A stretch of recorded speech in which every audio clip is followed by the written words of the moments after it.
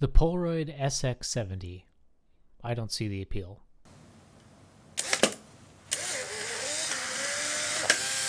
This is a mid-70s to maybe early 80s copy of an SX-70 instant Polaroid film camera. Let's take a quick history lesson on why you can still use these today. There was a company back in 2008 called the Impossible Project. Their mission was to make Polaroid film after the company Polaroid announced they would stop making the film. The Impossible Project rented out their plants and started making film. Then in 2017, they acquired the brand and intellectual property of the original Polaroid business. They renamed itself Polaroid Originals later that year. There's an easy Spinal Tap joke in there somewhere. 2 years later, they rebranded to just Polaroid. Aside from making film for various Polaroid cameras, they also sell their own hardware and refurbished cameras.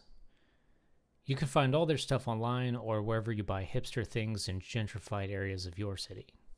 To focus, you adjust the little gear here. The throw is pretty long, so I wouldn't say it's quick.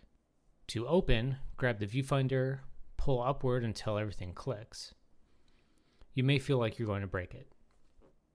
To close the camera, just push the little metal elbow thing in and push everything back down until it's nice and flat. The viewfinder is pretty good, nice and clear, and it makes it obvious when things are in focus and good light. There's a nice little frame counter on the back and some accessory plugs like a shutter release adapter. To adjust, essentially the shutter, you move this other gear from light to dark, white to overexpose, black to underexpose. The SX-70 has a 116mm f8 lens powered by a 6-volt battery found in the film packs. You can focus as close as 10 inches or 26 centimeters, and it has a shutter speed of 1/175th of a second to more than 10 seconds.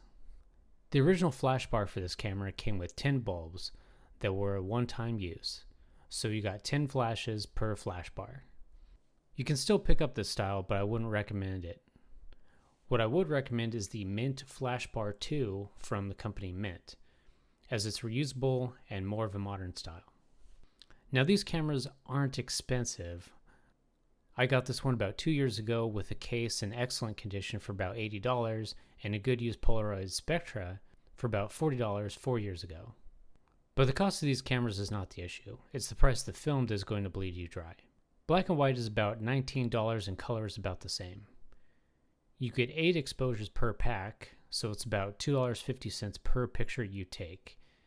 You can find better deals, expired film, or double packs that will save you a little, but that's something to keep in mind.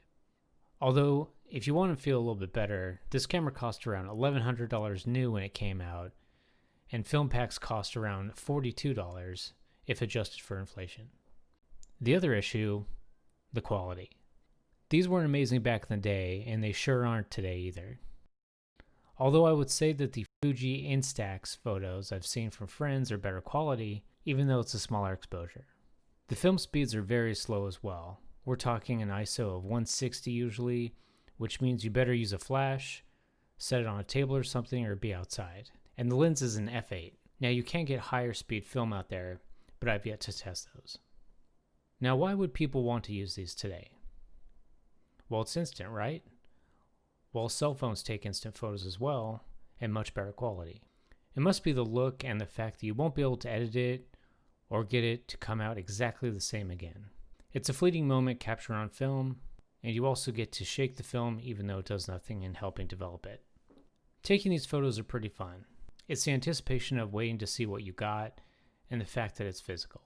Everyone seems to like them, from Taylor Swift to friends out on the town to models on Patreon and OnlyFans. Fun for the whole family. There are many other Polaroid models and even SX-70 variations like the Model 2 and the Sonar, which are essentially autofocus on the SX-70. I think Polaroids are equivalent to cassette tapes. They had their place and were awesome during a certain period of time, but the quality sucks and there's no real reason to use these today. If you're using instant film now, you're doing it for a certain look, or the feeling you get having an instant, physical, non-computer enhanced copy of something. Metal, leather. If this camera was a car, it would have 8 different ashtrays with one in each door, and it would drive you to church every Sunday.